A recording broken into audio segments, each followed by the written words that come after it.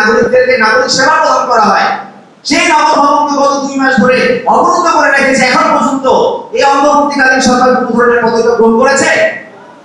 কোন ধরনের পদক্ষেপ গ্রহণ করবে? সুতরাং এই সরকারের কি কোনো কর্তৃত্ব আছে? কর্তৃত্ব থাকবে কিভাবে? তারা তো সেই কর্তৃত্ব বিকিয়ে দিয়েছে বিএনপির হাতে। আমরা বলতে চাই, আপনারা যদি দায়িত্ব পালন করতে না পারেন তাহলে দায়িত্ব ছেড়ে দেন। যে দায়িত্ব পালন করতে পারে জনগণ তাকে বেছে দেবে। কিন্তু আপনারা এই জুলাই গণঅভ্যুত্থানের সাথে গাদ্দারি করতে পারেন না। যেসব শিশুরা এই নতুন বন্দোবস্ত কায়েম করার জন্য প্রাণ দিয়েছিল, তাদের আত্মত্যাগকে আপনারা অসম্মান করতে পারেন না। যে আত্মত্যাগকে অসম্মান করার অধিকার সেই উপদেষ্টাদের নাই। আমরা বলবো, জুলাই গণঅভ্যুত্থানের তরুণরা এখন বাংলাদেশ বিনির্মাণে সোচ্চার। তারা জানে কিভাবে আগামী বাংলাদেশ তারা বিনির্মাণ করবে।